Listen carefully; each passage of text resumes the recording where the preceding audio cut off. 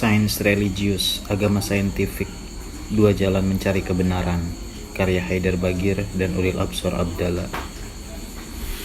Penyunting Ahmad Baikuni dan Azam Bahtiar.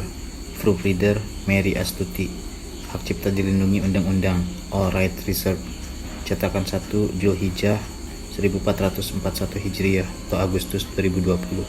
Cetakan 2 Safar 1442 Hijriah Oktober 2020.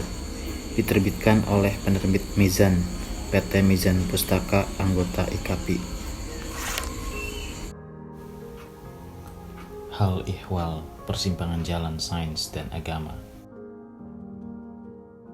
Pendahuluan. Haidar Bagir.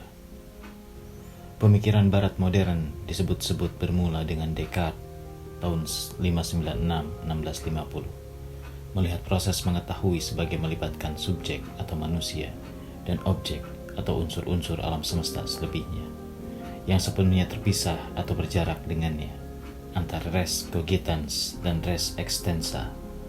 Selain itu, subjek dipercayai mampu untuk secara aktif dan objektif menangkap objek ilmu pengetahuan yang berada di luarnya.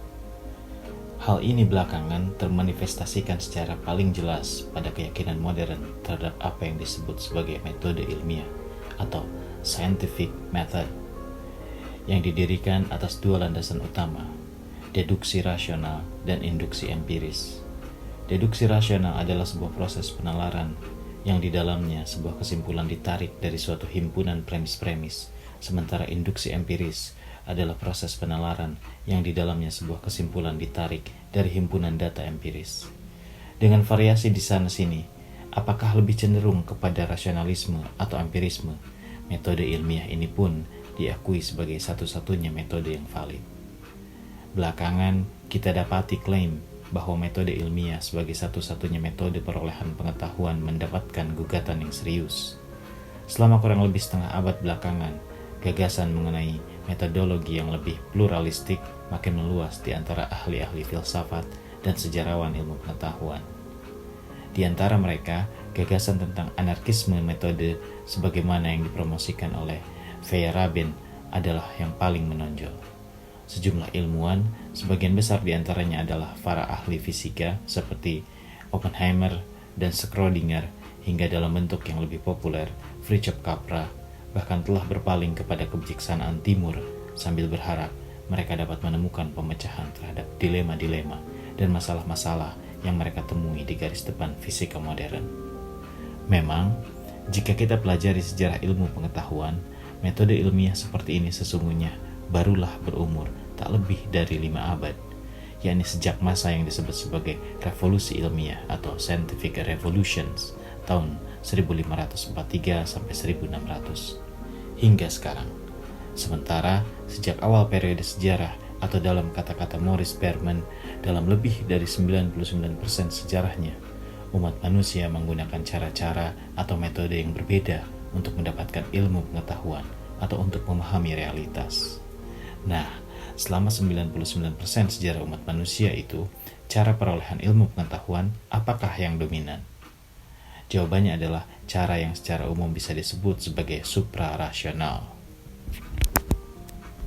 termasuk yang bersifat imajinatif dan mistis. Dalam cara perolehan pengetahuan jenis ini, hubungan religius antara manusia sebagai subjek dan alam selebihnya sebagai objek dicirikan dengan kedekatan, bahkan kebersatuan serta interaksi dan partisipasi di antara unsur-unsurnya.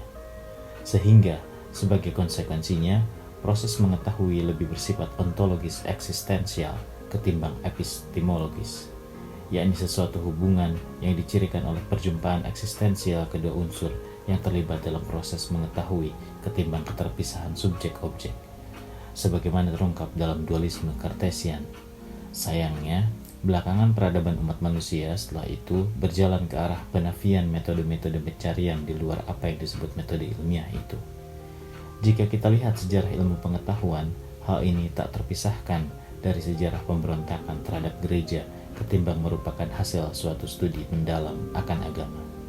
Jadi, penyebabnya lebih bersifat historis, sosiologis, bahkan politis.